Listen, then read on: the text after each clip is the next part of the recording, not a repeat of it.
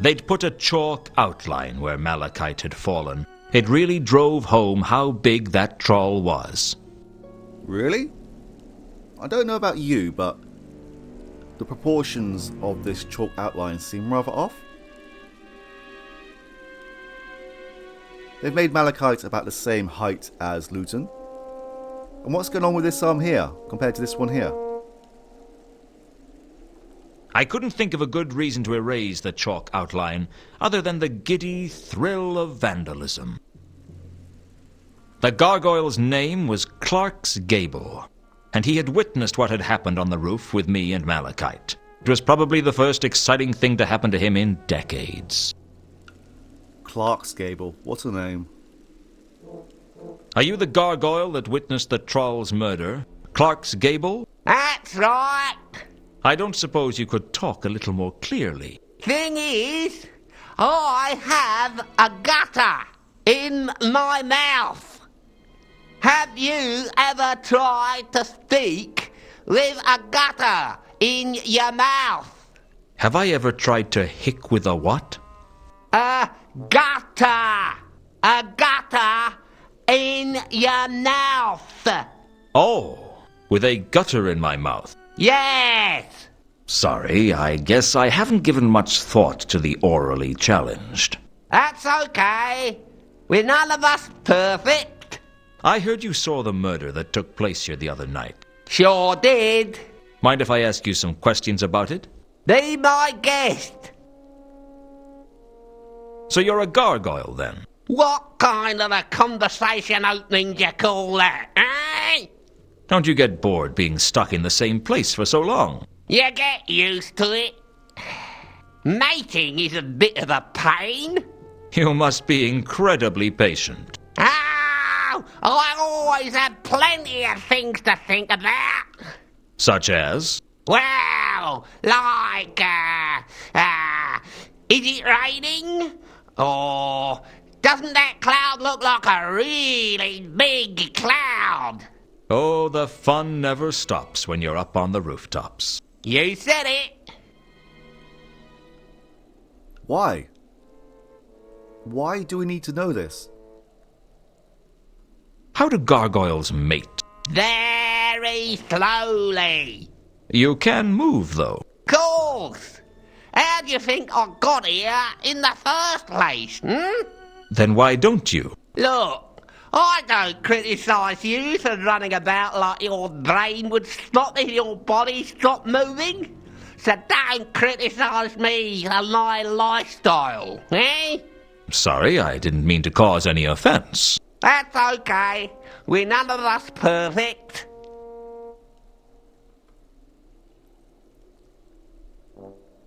The gargoyle is stuck on the rooftop, so he won't know a lot of what's going on down on the ground. Although he can see some sights from up here. Let's start with Malachite's murder. That's the most obvious one. Can you tell me what you saw the other night? When the troll was killed, eh? Has anything else interesting happened recently? Well, I got a pigeon yesterday. That's a rarity. Mostly they steer clear of the rooftops that are colonised by gargoyles. Putting that to one side, what did you see the other night? Well, I can only tell you what I told the watch. I saw you and the big troll come up the ladder, only once you were on the roof, it was hard to make out what was going on because of the shadows. But I saw the troll get savaged repeatedly by some kind of creature, some kind of beast. A beast? Yeah, that's the best description I can give you. It's not much help, but thanks all the same. What for? For getting me out of jail. No problem. Glad I could help. If you could toss the odd pigeon up here next time you're passing, I'd be grateful, yeah.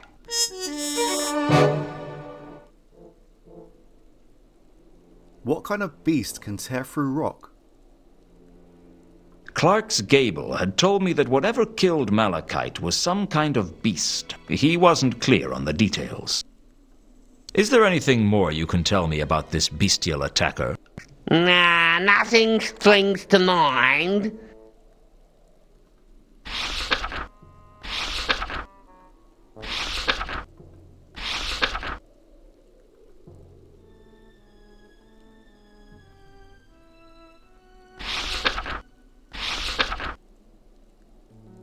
The rooftop isn't too far away from the bridge. Maybe he saw something regarding Reagan? You can see the Magdalen Bridge from here, can't you? Sure. I don't suppose you saw a carriage drive off the bridge the other night? Yeah, I remember that, yeah. What happened? Let me see. I remember the carriage coming flying along the bridge. The driver was a dwarf, I think, and he went into convulsions just before the carriage went out of control. The next thing I know, there's someone coming out at the back of the carriage. What did they look like? My eyesight's not that good.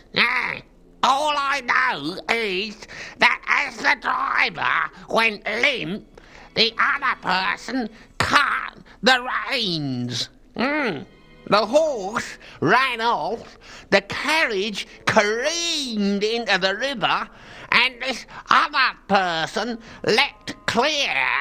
That's all you saw? That's about it, eh? At least the horse survived. Do you know anything about the counterweight killings? Sorry, I can't help you with that. And that is about it for Clark's Gable. Although we can ask him about various people. As a long shot, I asked if Clark's Gable had seen Horst up on the roof. Not surprisingly, he hadn't.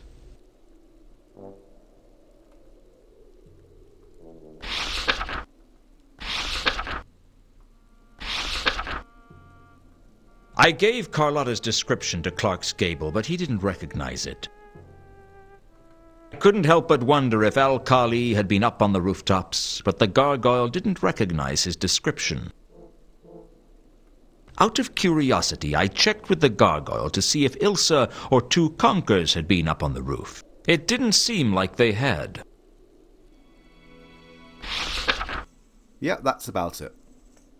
Thank you for your help. Yeah, I'm pretty sure he knows nothing about what's in our inventory. Does this charm bracelet mean anything to you? Sorry, I can't help you with that. Yeah, that's it. Do you mind if I come back if I have any more questions? I'm not going anywhere. We're nearing the end of the second act. We still have some loose ends to tie up first. One of those is trying to find a hiding space for Ilsa and two conkers.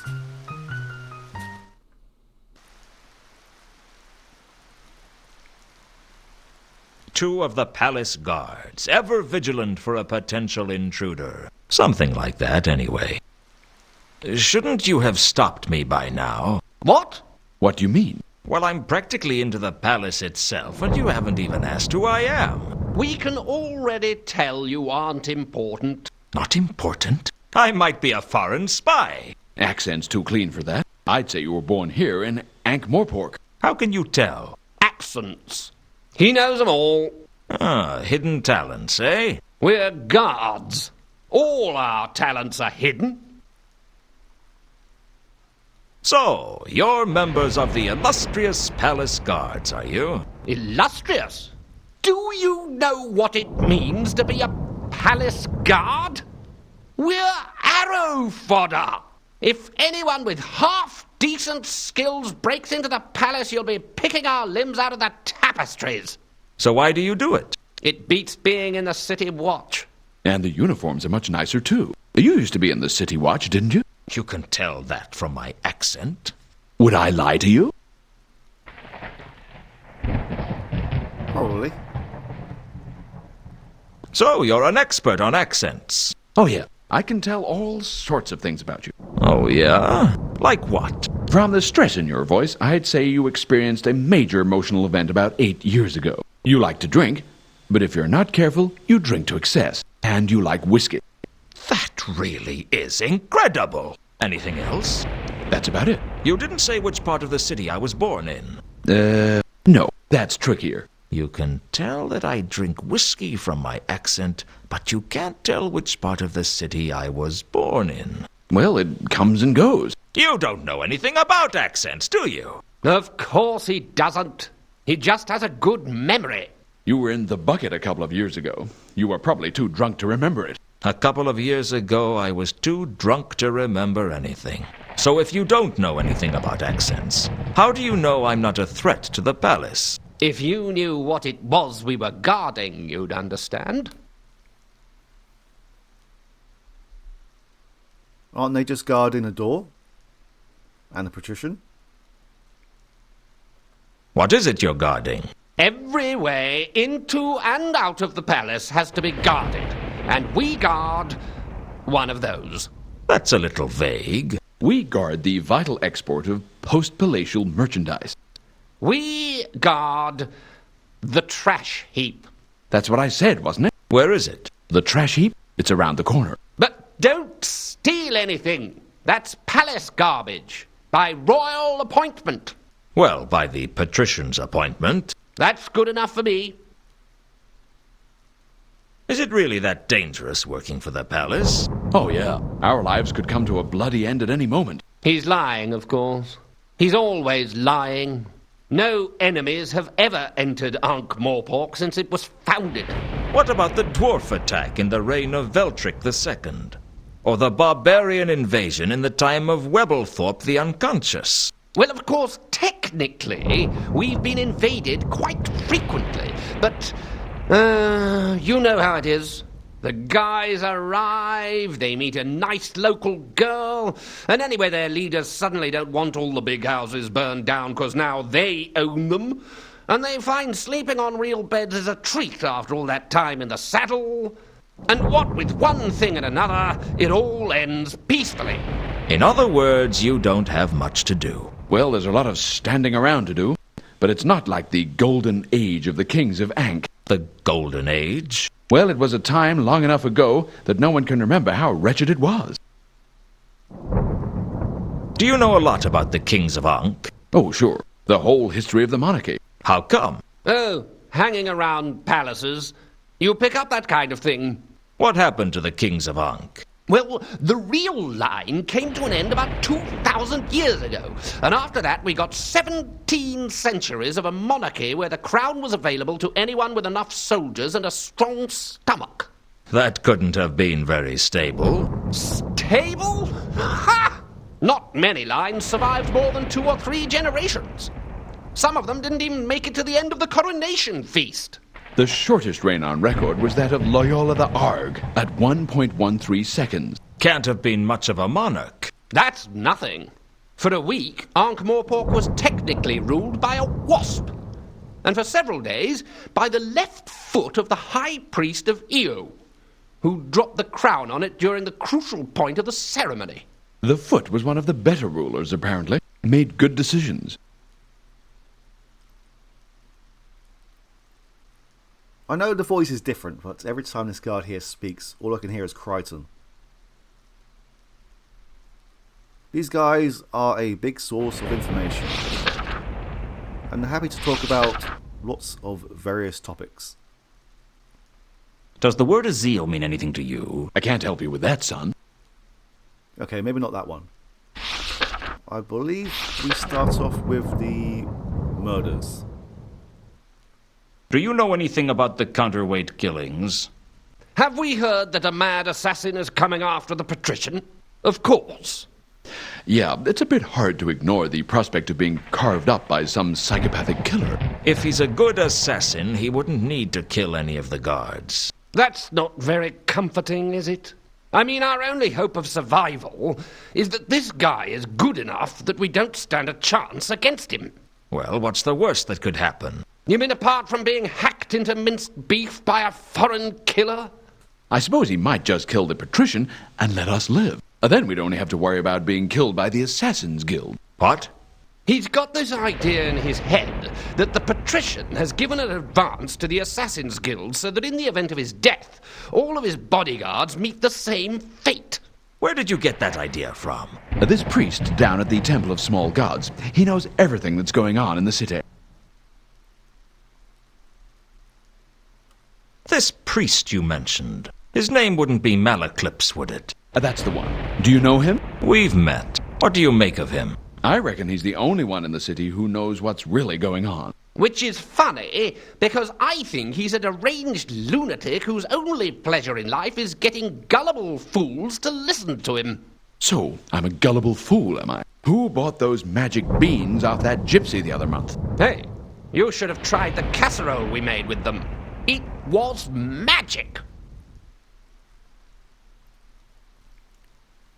I mean, can't it be both?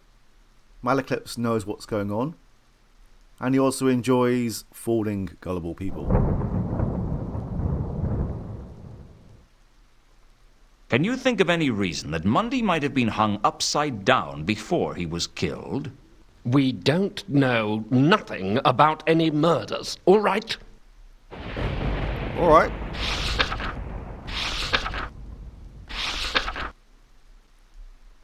Do you know a troll by the name of Jasper Horst? I don't know him. Me neither. Do you know anything about some kind of beast stalking the streets? I can't help you with that, son. All right. My memory is escaping me.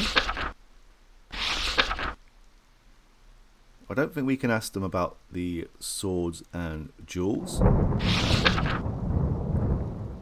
But we can ask them about the wine barrels. The palace buys a lot of wine, doesn't it? Why do you want to know? Just a casual interest in wine. Your only interest in alcohol is whiskey, and that's more than a casual interest. It's a hobby. Most hobbies don't leave you unconscious on the barroom tiles. Where do the barrels end up? Around the corner. Well, when they've been emptied, they do.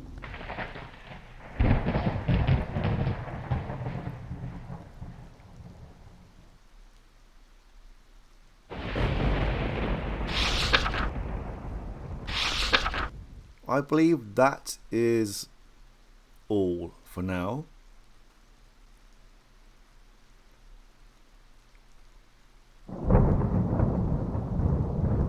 Does this bracelet mean anything to you? Well, it looks like a charm bracelet. You can probably sell it to my friend here.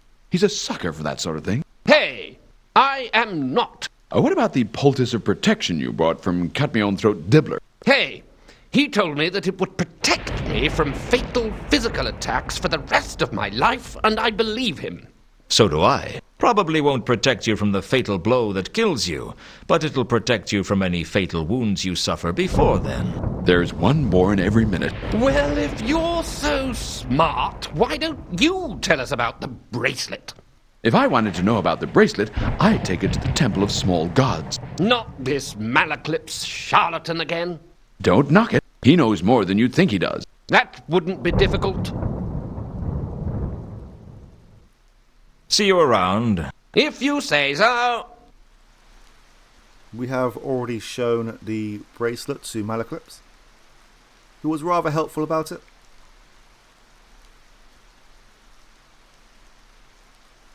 The empty barrels at the foot of the palace wall looked like they used to have wine in them. As far as I could tell, the barrels were just like the ones in the wine cellar of the Café Ankh, although these ones were empty. The palace walls were useful for keeping intruders out and keeping the roof in place. Looking closely, I could see the other side of the hole in the wall that I'd seen from inside Leonard's cell. What was I going to do? Scale the walls with my bare hands? You don't know until you try. But you won't need to, because we have the grappling iron. It always looked much easier in the clickies.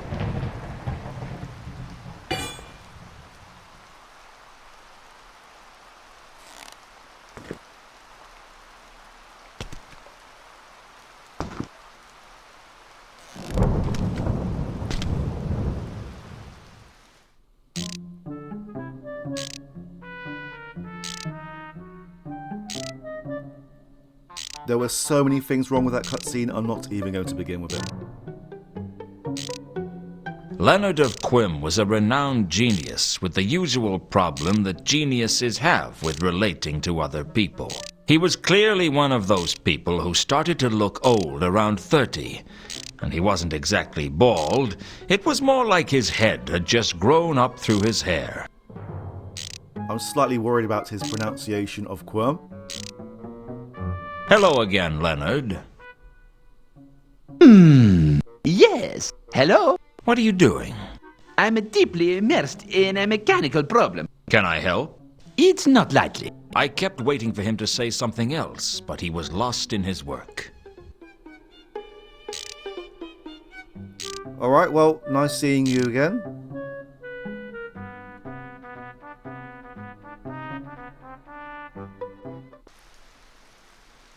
It may not seem like it, but there was actually a point to all of this. And this is going to be one of those rare occasions where we use the notepad on the scenery. Right under the patrician's nose. It was just crazy enough to work.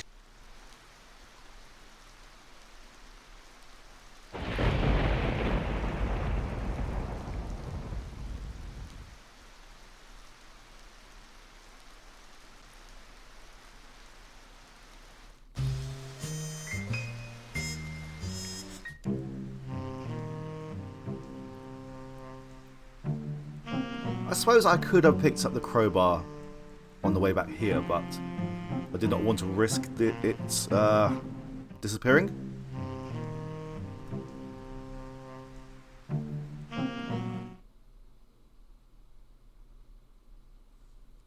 I've done it. I've found somewhere to hide him. Where? Where no one would even think about looking. Somewhere that only the patrician and I know exists, I reckon. The patrician and you? What if the patrician finds two conkers there? Two conkers should be able to hide without too much difficulty. Besides, I have a feeling that if Lord Veterinary meets two conkers, he'll have a different take on this situation. He doesn't like to see useful people get killed. Besides, I am sure this is the only place in Ankh-Morpork that he'll be safe from Remora. Is it okay to move him? He should be okay. To be feeling much better in thankings. Sure he's not still delirious? Sometimes I wonder. Let's go. Hello again, Leonard. Hello. I'm afraid I had to go back to the drawing tablet with the spinning blades radiating from central hub. It was too heavy. The device flew all right, but only in a downward trajectory. That is looking like some kind of fluttering machinery. Yes, I call it a flapping wing flying device, but it isn't working yet. May I take a look? Be my guest. Are you to be considering the increasings of the wingtitude? The span of the wings? I considered it, but the weight is still the problem.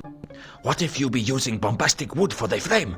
It hadn't occurred to me that two conkers would have any practical skills, but I guess you didn't carry out complex excavations without learning a thing or two about engineering. I left him to get to know Leonard and hooked up with Ilsa. She had a deal to keep.